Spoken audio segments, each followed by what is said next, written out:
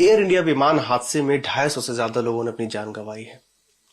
अब देश के जहन में कई सारे सवाल उठ रहे हैं कि आखिर उस विमान हादसे की वजह क्या रही होगी कि एक झटके में जो लोग अपने घर परिवार से दूर लंदन जा रहे थे और अचानक से विमान जो है वो एयरपोर्ट जो अहमदाबाद का उसके बाहर निकलते ही अचानक से वो विमान क्रैश कर जाता है। इस पूरे मसले पे बात करने के लिए हमारे साथ हैं कैप्टन एनके बेरी साहब, जिनके पास 10,000 घंटे से ज्यादा फ्लाई आवर का उनके पास अनुभव है और एक वक्त में जो है इन्होंने एयर इंडिया के फ्लाइट को इन्होंने उड़ाया है। हमारे साथ बात करने के लिए मौजूद हैं। सर, ये बताइए कि क्या कुछ वजह रही होगी सर, जिस तरीके से हमने अपने 2 जांबाज पायलट खोए, इतने क्रू मेंबर हमारे अपने लोग खोए हैं और जो बच्चे जो मेडिकल की तैयारी कर रहे थे उनको भी हमने खोया।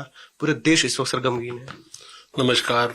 सबसे पहले तो मैं संवेदना व्यक्त करता हूँ जाने वाले लोगों के लिए। भगवान उनकी आत्मा को शांति दे और उनके परिवारों को इतनी शक्ति दे कि वो संभालें अपने आप को। और देश का तो बहुत बड़ा नुकसान है। और मैंने करीबन 20,000 घंटे के करीब जहाज उड़ाए हैं और एयर इंडिया में 30 साल की नौकरी की है। उससे पहले मैं BSF में भी नौकरी की है और जहाज ही उड़ाए हैं।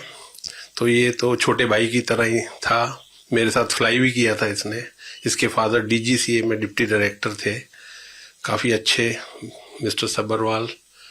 तो मुझे आज भी याद है, ये लोग दिल्ली में रहते थे, फिर शिफ्ट हो गए बॉम्बे। ये जहाज़ के बारे में मैं बताऊं, ये अच्छा जहाज़ था, ड्रीमलाइनर। पर कोई टेक्निकल फॉल्ट हुआ है, या तो इसके दोनों इंजन फ्लेम आउट हुए हैं, वो बिकॉज फ्यूल कंटेमिनेशन भी हो सकता है, इलेक्ट्रिकल फॉल्ट भी हो सकता है, कुछ ना कुछ ऐसी कारण से ही ये जहाज नीचे गिरा है। क्योंकि देखने में जब ये क्लाइम फेज में था, उसके बाद पावर नहीं थी, तो इसलिए कैप्टन सब्बरवाल ने विंग्स दोनों मेंटेन रखे और वो धीरे धीरे नीचे एकदम फायरबॉल की तरह गिरा जहाज।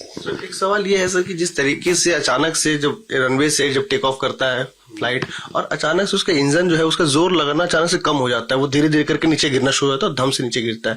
तो ये क्या स्थिति रही होगी? क्योंकि यह भी जानकारी मिली कि मे डे मे डे मे डे करके वो चिल्ला रहे थे वो। तो ये सब जरा समझाएं सर। मे डे तो सबसे ऐसा हमारे फ्रेज है जिसके अंदर कि अब जान को खतरा है, इसके लिए मेडे और अर्जेंसी के लिए पैन मैसेज देना पड़ता है। तो उसने मेडे इसलिए दिया कि उसको लगा कि अब बचना मुश्किल है, क्योंकि दोनों इंजन ने पावर छोड़ दी, फ्लेम आउट हुए हैं लगता है। अब ये क्या कारण है, ये DFDR निकालने से पता लगेगा। DGCA उसको देखेगी और कॉकपिट वॉइस रिकॉर्डर निकालेगी। DFDR जो है डिजिटल फ्लाइट डाटा रिकॉर्डर, उससे आपको काफी पता लग जाएगा। वैसे आपके अनुसार क्या लगता है, क्या कुछ वजह रही होगी? क्या इस तरह के हालात कभी आपने भी लाइफ में एक्सपीरियंस किया है, जिस तरह से आपको 30 साल का अनुभव है?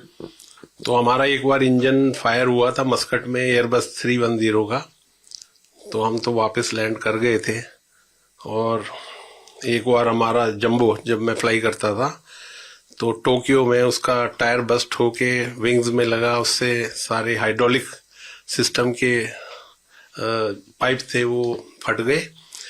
उसकी वजह से हमें 4-5 घंटे होल्ड करना पड़ा समुद्र के ऊपर और सारा फ्यूल जेटिसन करना पड़ा। तो सर एक सवाल इस वाले से भी यही सवाल में आ रहा है कि क्या कोई चिड़िया जो है बर्ड हिट की वजह से ये चीजें हुई है? क्योंकि कहा जाता है कि ड्रीमलाइनर जो ये जो फ्लाइट जो है ये काफी सुरक्षित माना जाता है। ये तो क्या लगता है कि चिड़िया का हिट? चिड़िया इतनी गर्मी में चिड़िया भी नहीं होती।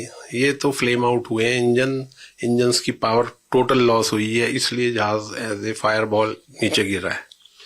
यह भी कहा जा रहा है, कई लोगों का कहना है कि अगर वहां पे अगर इस तरह से भीड़ वाली इलाका नहीं होता, अगर वहां बिल्डिंग नहीं होती, अगर कोई खाली मैदान में अगर विमान गिरा होता या खुली सड़क पे गिरा होता तो शायद इतना बड़ा हादसा नहीं होता। इतनी बड़ी वो तो नहीं, जब फायर बॉल की तरह गिरा है तो इतना फ्यूल है, 50-60 हजार किलो फ्यूल कम से कम होगा मेरे हिसाब से। 1.25 लाख किलो, जो भी किलो में हम लोग करते हैं। तो इतना फ्यूल आप सोचो, एकदम जब इम्पैक्ट से गिरेगा तो उसमें तो फायर होगी, फिर बचने की उम्मीद बहुत कम है। एक जो सुरक्षित बचा है पैसेंजर, बहुत ही अच्छा ये तो सर ये बताइए कि उसमें से एक जो शख्स है वह जो जिस तरीके से वह गिरा है 11A सीट पे जो शख्स बैठा हुआ था वो शख्स सरवाइव कर गया इकलौता, तो क्या वजह रहेगी उसके सरवाइव करने की? ये भगवान की कृपा है, जिसपे भगवान का हाथ हो वो कहीं भी सरवाइव कर सकता है। सो मेरे ख्याल से ये जो हादसा है ये टेक्निकल फॉल्ट से ही हुआ है। पायलट तो अच्छा एक्सपीरियंस था, 8000 घंटे उसने टोटल कर लिए थे अप्रोक्सीमेटली, और को पायलट भी ठीक था। सर एक सवाल यह भी है सर कि क्या लगता है आपको कि AI-171 जो है वह जो इसलिए बस हो गया क्योंकि वहां पे पेट्रोल की सप्लाई इंजन तक सही से नहीं पहुंच पाई, ये भी चीजें कही? यही तो मैं बोल रहा हूँ इतनी देर से कि सप्लाई इंजन पे नहीं पहुंची, फ्यूल की कंटेमिनेशन हो सकती है, इलेक्ट्रिकल फॉल्ट से भी ये मतलब रुक सकता है इंजन। क्या ये पॉसिबल है कि फ्यूल की सप्लाई वहां तक इंजन तक ना हो? हाँ ये पॉसिबल है, इसी वजह से इंजन बंद हुए हैं ना दोनों, इसलिए हम वो जहाज एज ए फायर बॉल नीचे गिरा है। और सर क्या क्या आपको संदेह लग रहा है जैसे कि यहाँ पे मतलब क्या कुछ चीजें हो सकती है जो इन्वेस्टिगेशन का पार्ट हो इसमें? कि ये जब DGCA DFDR खोलेगा और CBR तभी एक्चुअल पता लग जाएगा कि कौन कौन सी फॉल्ट हुए हैं इस जहाज में जिसकी वजह से ये नीचे गिरा है। क्योंकि सर अब कहीं ना कहीं लोगों में डर और दहशत का भी माहौल है कि वो फ्लाइट को अवॉइड करने लगे, जिस तरीके से कल के हादसे हुए। कई लोगों से मेरी बात हुई जिनका साफ तौर पर कहना है कि वो थोड़े डरे घबराए हुए फ्लाइट से सफर करने को लेकर के। तो अब क्या कहना चाहिए कि क्या इस तरीके से खतरा है फ्लाइट में या फिर इस तरह के हादसे जो? नहीं, आज भी एयर इंडिया की 100 से ज्यादा फ्लाइटें तो एयर इंडिया की उड़ रही हैं, एयर इंडिया एक्सप्रेस की उड़ रही हैं, आप देख सकते हैं। ये तो काफी सेफ है, बट कोई टेक्निकल ग्लिच के चक्कर में ये मुझे लगता है जहाज की हादसा हुआ है। तो जो ड्रीम लाइनर ये सेफ है? हाँ काफी सेफ है, आज तक कोई इसका एक्सीडेंट तो हमने सुना नहीं था। और जो सर ये भी बात कही जा रही है कि ये जो ये विमान जो है ये पुराना है, 2011 का है, ये 12 का। क्या इस तरह की भी चीजें मैटर करती है? हाँ, जिस वक्त मैं RD था उस टाइम ये जहाज खरीदे गए थे, ये और 777 और 737 और एयर बसेज। प्रफुल्ल पटेल जी जब हमारे वो थे मिनिस्टर, उस टाइम ये खरीदे गए थे जहाज। ये चीजें मैटर करती है ये कि जहाज अगर पुराना हो 10 साल 11 जहाज तो हमने 30-35 साल पुराने भी जहाज उड़ाए। वैसे एक जहाज की लाइफ क्या होती है सर? डिपेंड करता है, 40 साल भी होती है, 50 साल तक चले जाते हैं। उसको मेंटेनेंस यदि करते रहो ठीक तरह तो उड़ते हैं जहाज। एयर इंडिया के विमान सारे मेंटेनेंस तो पूरे करते ही है एयर इंडिया। यदि मेंटेन नहीं करेंगे तो पायलट ही नहीं उड़ाएंगे, उसमें ज्यादा स्नैग होंगे तो हम लोग जहाज को टच नहीं करेंगे। जो गो आइटम है उसी को लेके हम उड़ा सकते हैं, नो गो आइटम हम उसी वक्त ग्राउंड कर देते हैं, उसमें हमें कोई रोक ही नहीं सकता। क्योंकि सर मैं आपसे वो भी सवाल पूछ रहा हूँ जो सोशल मीडिया पे काफी ज्यादा वायरल, जो लोगों के जहन में अलग अलग चीजें। जैसे सर एक सवाल यह भी है कि अगर इतना ज्यादा अगर पेट्रोल उसमें अगर उसमें ईंधन मौजूद नहीं होता फ्यूल, तो शायद इतनी बड़ी आग ना लगती। पर इतना ज्यादा नहीं होता तो वो लंदन तक कैसे जाता? आजकल 9 घंटे समय लगता है लंदन तक पहुंचने में, दिल्ली से 10 घंटे लग रहे हैं because of Pakistan air space भी बंद पड़ा है ना।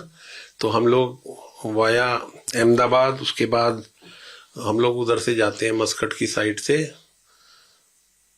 अफगानिस्तान होते हुए फिर आगे निकलते हैं, तो इसलिए लंबा रूट हो गया हमारे लिए। यानी कि सर जितने भी आपने हादसे की वजह बताया स्पेकुलेशन, उसमें एक यह भी माना जा सकता है कि पेट्रोल जो है वो फ्यूल उसके शायद उसके इंजन तक नहीं पहुंच पाए, इस वजह से वो प्रेशर जो है दोनों इंजन नहीं उठा पाया, जिसकी वजह से वो इस तरह के हादसे हो सकते हैं। मतलब वो जो इंजन हैं उसको दोनों इंजन फ्लेम आउट हुए हैं जो लग रहा है, जिसकी वजह से एकदम जहाज नीचे आया है। और तो मुझे कोई इसका वो लग नहीं रहा, बिकॉज नोज भी बिल्कुल ऊपर थी और स्पीड मेरे ख्याल फिर मेंटेन नहीं कर पाया, फिर स्टॉल ही हुआ है वो जहाज। जब स्पीड नहीं है आपके पास, थ्रस्ट नहीं है तो स्पीड नहीं है, स्पीड नहीं है तो जहाज नीचे आएगा ही आएगा। तो सुना आपने, थोड़ी हाइट भी होती जहाज की तो ग्लाइडिंग करके आदमी नीचे आ सकता है, क्योंकि गियर भी उसने ऊपर नहीं किया, इतना टाइम ही नहीं मिला उसको 59 सेकंड में। अदरवाइज हम लोग 2 से 3,000 फीट 1 मिनट में क्लाइम कर जाते हैं टेक ऑफ के बाद। गियर फंसने की भी बातें कही जा रही है। तो गियर फंसने की, अब गियर का उसको टाइम ही नहीं मिला, इंजन की थ्रस्ट ही लूज हो गई। उतनी थ्रस्ट थी जितनी शुरू में टेक ऑफ के टाइम थी, उसी से जितना ऊपर जा सका वो गया। यानी कि 59 सेकंड में ये सारी चीजें हो गई। हाँ, सारा कुछ 59 सेकंड में। और उसी दौरान ये मेडे वाले जो स्थिति, मेडे, तभी कैप्टन ने मेडे बोला है, मेडे मेडे मेडे। और थ्रस्ट लॉस जो मुझे सुनने में आया है।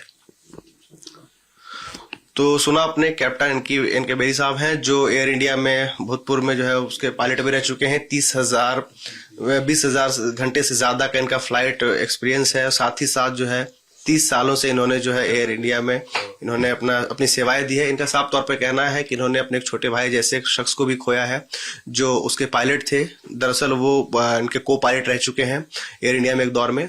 और साथ ही साथ इन्होंने बताया कि इंजन फेल होने की वजह एक यह भी हो सकती है कि पेट्रोल जो है, जो फ्यूल जो है वह इंजन तक सही तरीके से नहीं पहुंच पाया, जिसकी वजह से उसका प्रेशर जो है वह उस पर पड़ा है और इंजन ने जो है वह जोर लेना बंद कर दिया, जिसकी वजह से इस तरह के हादसे हुए। बाकी जो जांच हो रही है, जांच के बाद पूरी रिपोर्ट क्लियर होगी कि आखिर क्या कुछ वजह रही है इस विमान हादसे की, जहां 250 से ज्यादा लोगों ने अपनी जान गंवा दी है।